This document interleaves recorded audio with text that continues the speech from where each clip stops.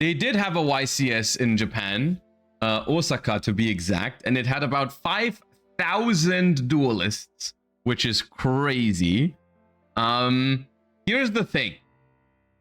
I didn't really have time to watch the live stream for this over the course of the weekend. It was live streamed, and I tuned into exactly one feature match while I was doing the Duel Links Worlds qualifier. Just when I was on a break, we looked at one feature match, and in that one feature match, the thing that I saw was someone FTKing with power patrons through 2 hand traps or something.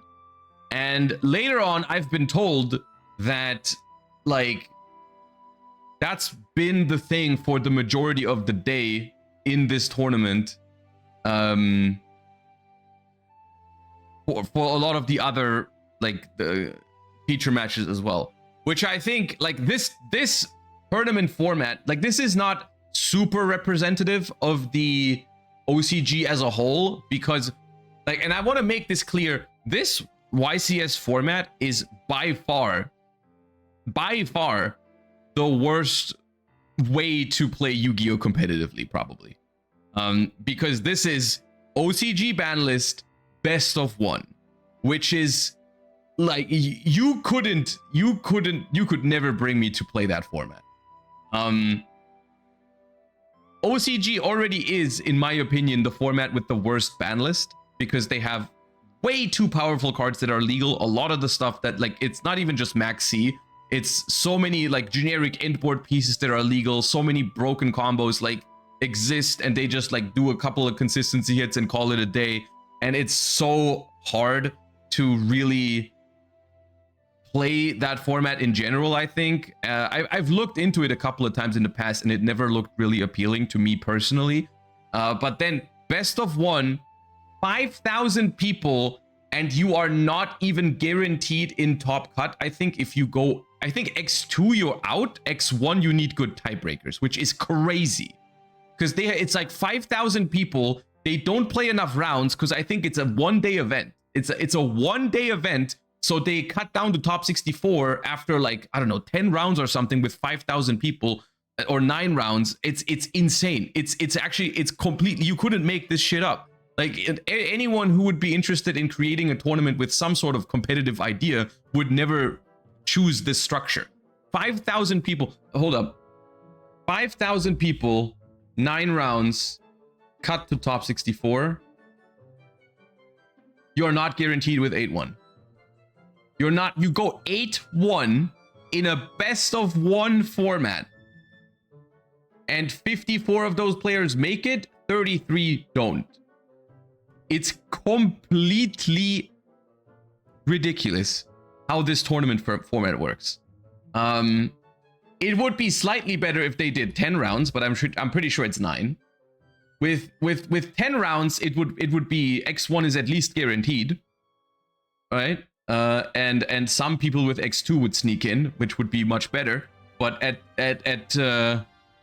9 rounds, it's literally just X1 isn't even guaranteed, which is completely insane. Like, there's people in this tournament who probably lost, like, round 7 and then won the last 2, and they didn't make it because tiebreakers.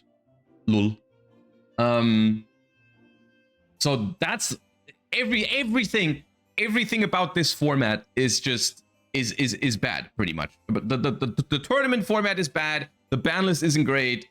Best of 1 isn't great. Like, it's just free. It's basically, I think YCS Japan events are just like, they're there for a celebration of the game. You know, people go there, people prepare for it, of course. But I from my perspective, I don't think it's something that you can really, like, you know, expect anything from in terms of, like, you prepare for it, because it's just Gamba.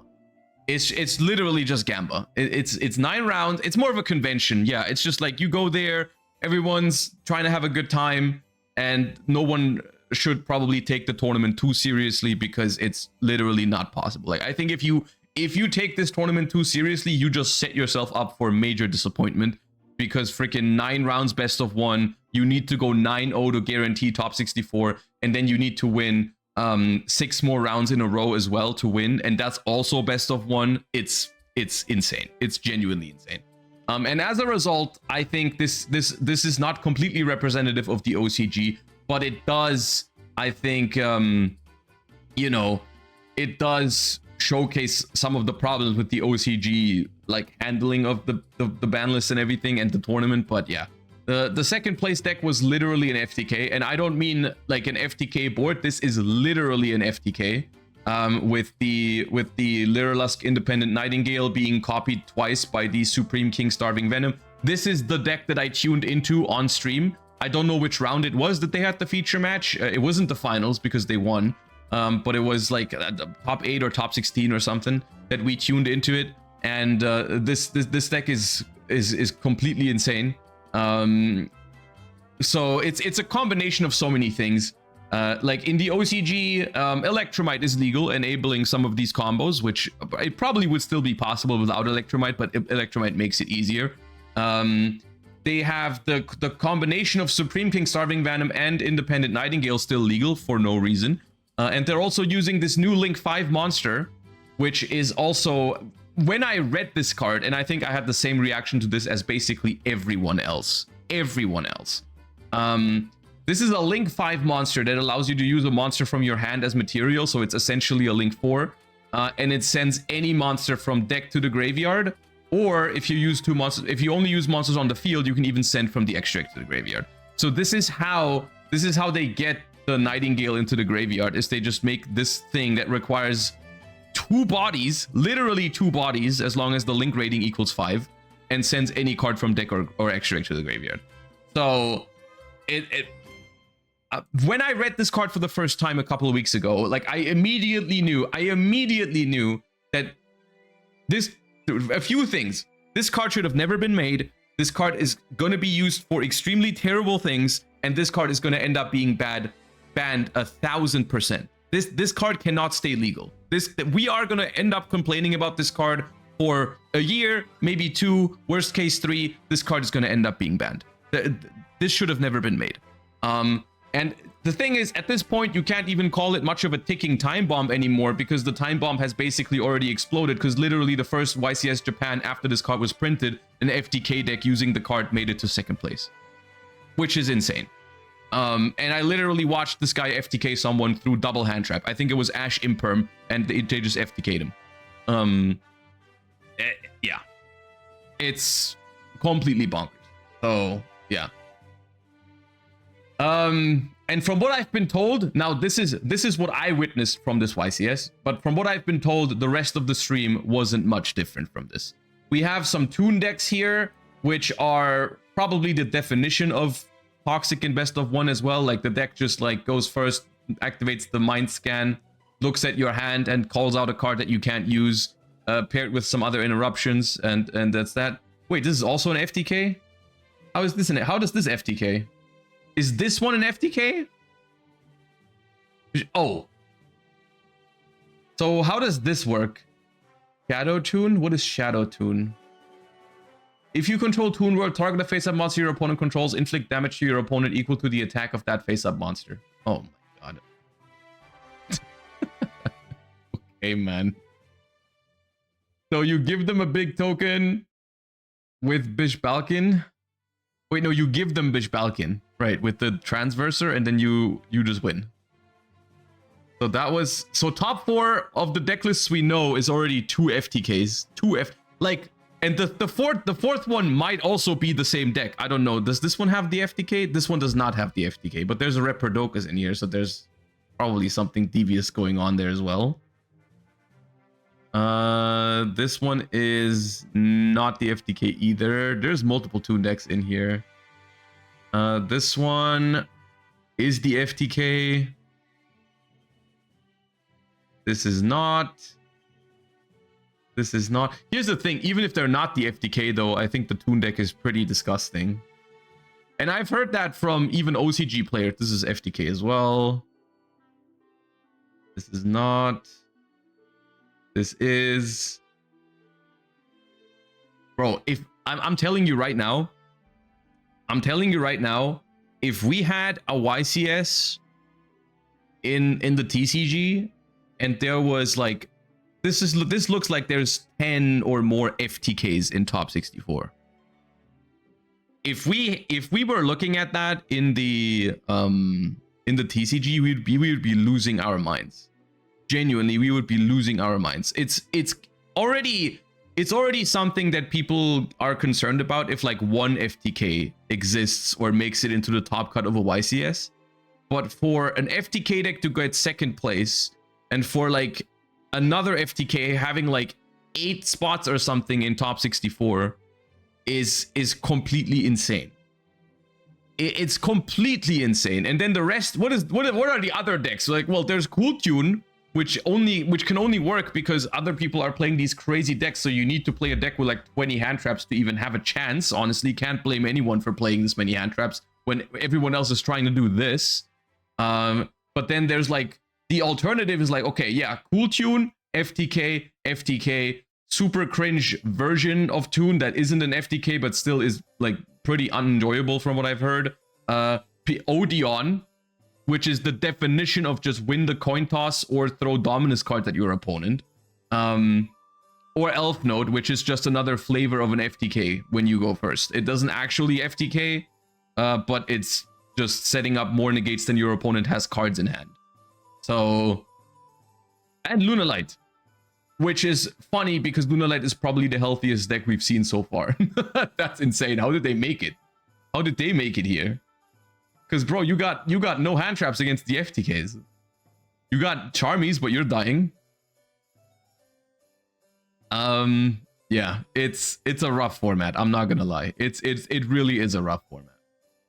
I don't know what else to say. I don't know what else to say. I'm worried about the Toon deck as a whole. I think the Toon deck is looking not super enjoyable, and I think the Power Patron cards, Power Patron and Pendulum in general, just keeps like it just keeps proving that they should stop making these. Like, we should just forget that this happened. All right, like we should just put the Pendulum mechanic behind us. All right, like we're better off without it. It's unfortunately the truth. Rough is an understatement. It's simply bad. Their next ban list needs to be massive. Here's the thing. I think anyone who looks at the OCG over the last couple of years has been saying the same thing over and over and over again. Like, these ban lists just do too little. The ban lists in the OCG just do too little, and if you keep doing too little over and over and over again, this is what you get. Like, yes, this is not representative of all of the OCG because it is best of one, which means that, of course, like, maybe some more high variance strategies are going to come out on top. But at the end of the day, like, still, the best of 3 format is not going to be looking that much different. The spell canceller spam in TCG is also unfun. That's the thing, right? Like, the looking at the OCG and saying like, haha, bad, is just like, it is in some ways also a coping mechanism, because we do have some aspects of this in the TCG as well. Just because the OCG is worse does not make the TCG automatically good. We also have these problems, which is also why I call out whenever there's a ban list that doesn't do enough. I do call it out because I'm scared that we could end up in a situation like this, where we are on a streak of like mediocre ban lists, and eventually we get to a format like this where shit like this is happening, right? And this is why I want them to keep up a good pace at handling some of these cards. You know, we at the moment, we don't have the Toon cards yet, right? And the Power Patrons for our format are not FTK, but they are summoning a Morphage Sloth and putting a Morphage Lechery in the scale, which says your opponent cannot summon from the extra deck and can't activate spell cards, which is still a problem. That's just the same thing, but a different flavor. And we have FTKs in the format as well. People are playing actual FTKs in the TCG. Power Patron does have an FTK that's just less powerful than this one, apparently. But people are playing FTKs in Power Patron. People are playing Gustav Max FTKs in like the Earth Machine deck as well. We had Satellar Knight FTK, which topped the UK Nationals. We saw it this past weekend, right? So I want to make this clear that, like, you can't just take this and just go like, haha, OCG bad, right? This is just something that if you think this is bad, then you should also be worried about some things going on in the TCG right now. And I think that's why it's important to keep like asking for some of these cards to go. Like, we do need, yes, this is bad, this is bad, but you know, this is something that also happens in other forms of the Yu-Gi-Oh card game. You know, it happens in the TCG as well, just in different shapes. And I think you just need to be vocal about, like, we don't want this in our game. There used to be a time, and this is something that it genuinely confuses me. There used to be a time whenever an FTK was possible, even just possible, not even popular, they would do something about it on the ban list. There are cards on the Yu-Gi-Oh TCG ban list from like years ago that are just on here because there was some fringe FTK that no one actually played, but they just put it on there just in case because they didn't want that stuff to happen. Like those, like the Tyrant Neptune is a card on here that on the TCG ban list that was just on there because there was a random FTK. Amaryllis, right? They just realized a few years ago, like, hey, no one is actually playing these cards for good, and no one is using these cards for good. All they can do is FTK. We don't want that. Let's get rid of them, right? And that is completely reasonable and good, you know?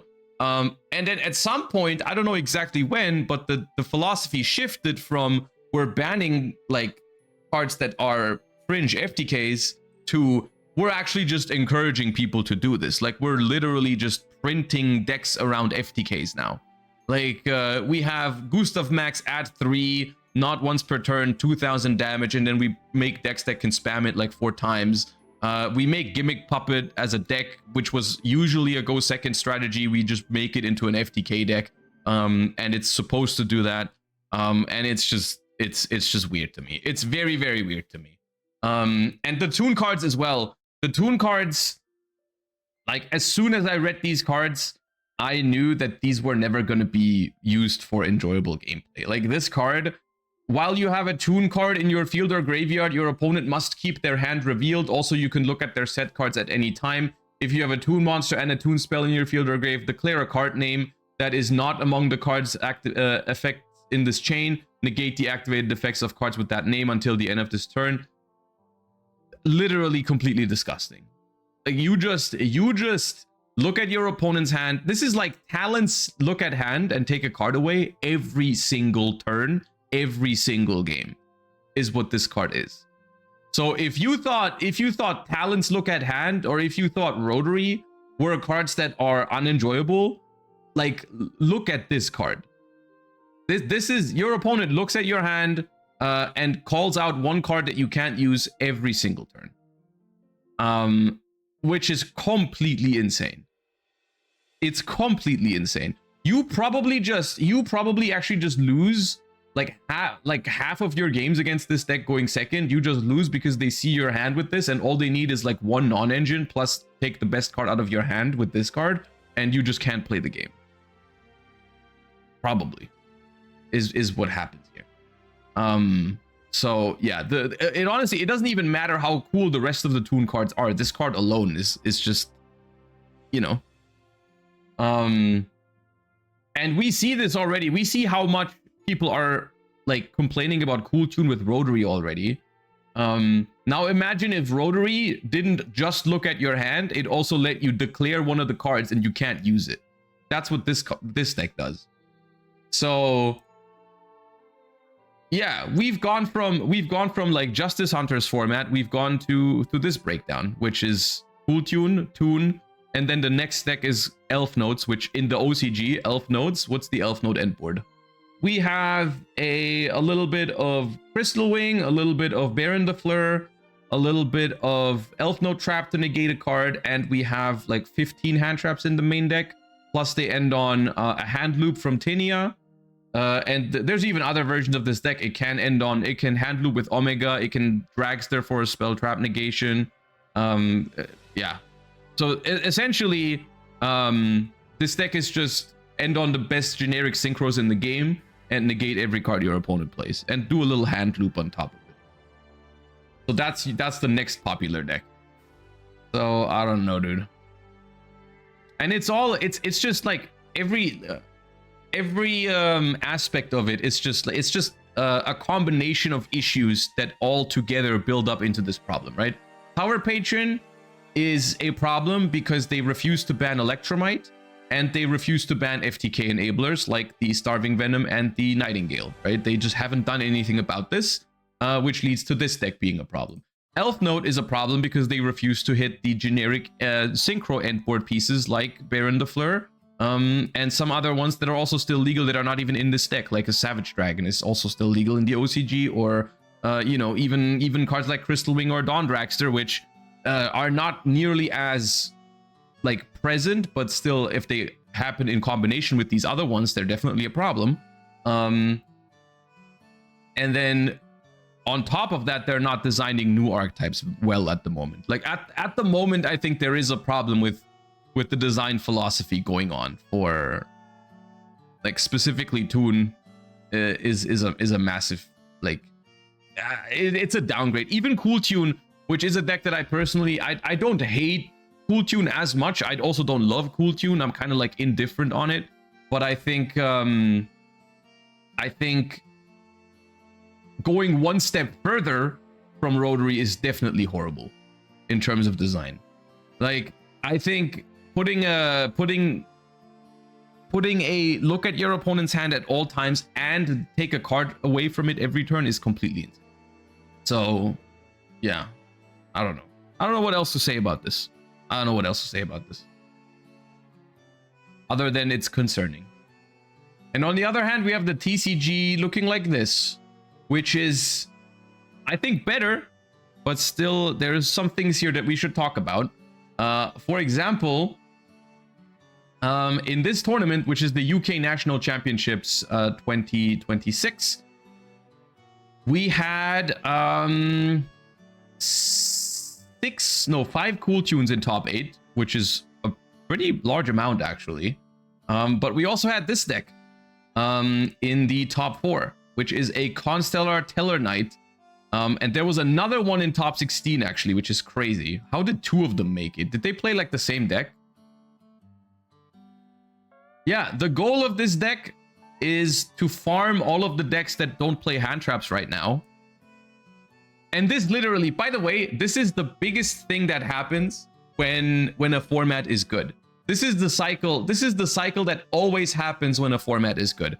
It's decks make fair end boards is step 1. Step 2 is people play less hand traps, because fundamentally people don't want to play 20 hand traps in their deck. People only put 20 hand traps in their deck if they're forced to. But hand trap gameplay is not very appealing, I think, for the majority of people. I'm not speaking for everyone, but for the majority of people, people are inclined to play less hand traps because it's more fun to break boards. It's more fun to actually play the game of Yu-Gi-Oh with your opponent rather than stopping every card they play. Maybe a hot take, but I think a lot of players in the TCG want to play the game with their opponent if they can, which is why people gravitate towards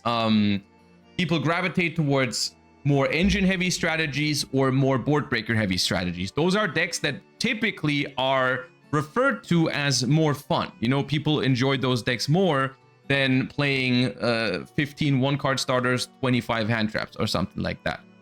But whenever that happens, whenever the format is in a state where people say like, the format's actually pretty good right now, you can play board breakers, you can play like your droplets, your super polys, your Forbidden Crowns. You know, Forbidden Crown probably one of the best indicators of this. Like when a card like this is viable going second, like the format's probably in a pretty good place.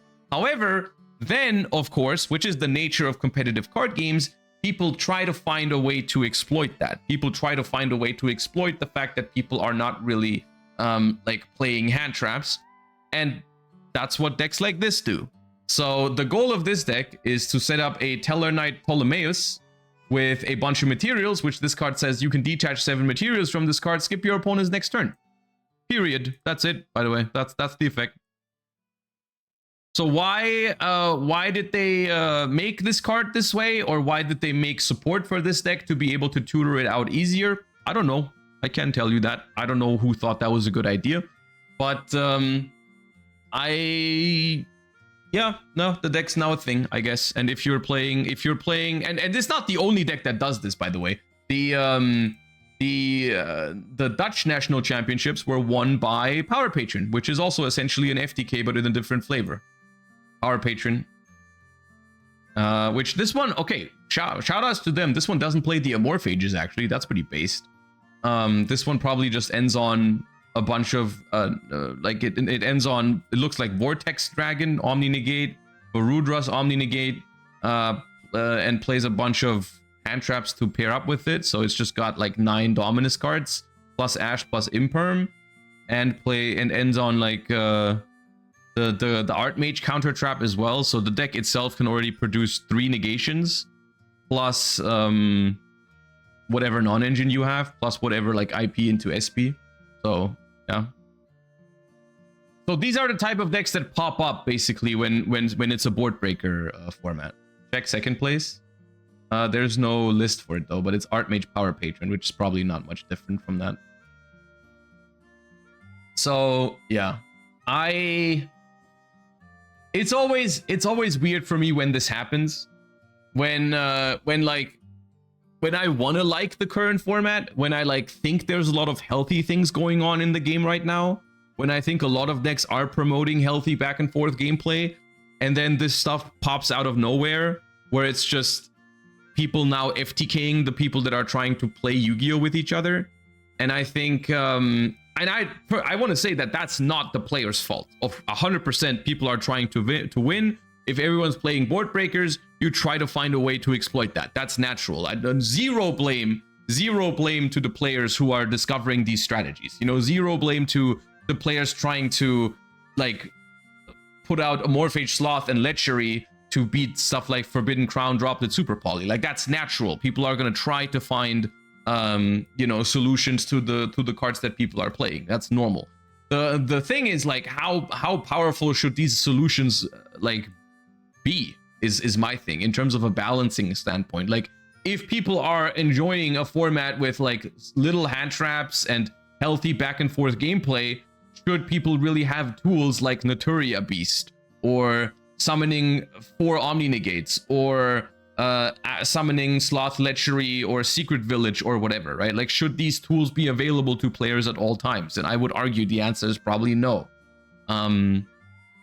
Because I think it makes it really hard to have a it's basically the way that the Yu-Gi-Oh ban list is made at the moment. It's very hard for there to be a long streak of healthy formats, because and it always goes in waves, right? Like we have good formats, we always do, but then people find ways to just quote unquote ruin it by making more FTK decks, right? And it always goes in these waves, right? Like we get, oh, here's Draco Tail Yummy format, because they got rid of like some of the Vanquish Soul stuff. So here's Draco Tail Yummy. What do these 2 decks have in common? Well, they're pretty breakable, so people find ways to floodgate the shit out of them. And it goes down again, and so on and so forth, right? And right now is the same thing. It's like, oh, the format was Cool Tune, which is very breakable, so people started playing stuff like Sky Striker, playing stuff like Branded, playing other high engine decks to just play into the Cool Tune board. Well, how about we just FTK each other instead when no one's playing a lot of hand traps? And like, yeah, that works apparently, and there's still a lot of tools for doing it. There's still, you can turn skip with Teller Knights, you can summon Amorphages, you can what was it? We watched the Belgian national championships, right? Last weekend. We watched like the day 2 for it, the top 8, and it was just like I think top 8 was people FTKing each other in like 4 different flavors over the course of 3 different matches. It was like in one game it was Secret Village, the other game it was Amorphages, the other game it was just, I don't know, like an Archmage combo. I don't know. It was multiple. Then there was what else was there? Wasn't there also an FTK there? Was the Earth Machine an FTK or just making a board? I don't remember. Oh yeah, that Spell Canceller. It was Spell Canceller. The Earth Machine deck did Spell Canceller. So it was, yeah, it was literally in the top 8. We've seen 3 matches, and in those 3 matches we saw all of that. So it's, yeah. And this is why I keep saying this, there is no other solution to this problem than to keep going on the floodgates. We had that phenomenal ban list. We had that phenomenal ban list last year with all the floodgates after YCS Anaheim, and people are slowly but surely discovering more and more ways to tutor out other floodgates, to tutor out other FTKs or other auto wins. So we need to keep going. There is no other way. There is no other way. And so yeah, you know, now we are at the point where people, instead of doing dimensional barrier, or instead of doing this or tutoring out a barrier statue, people are tutoring out Tellarknight Ptolemaeus. People are tutoring out Secret Village of the Spellcaster. People are tutoring out Spellcaster.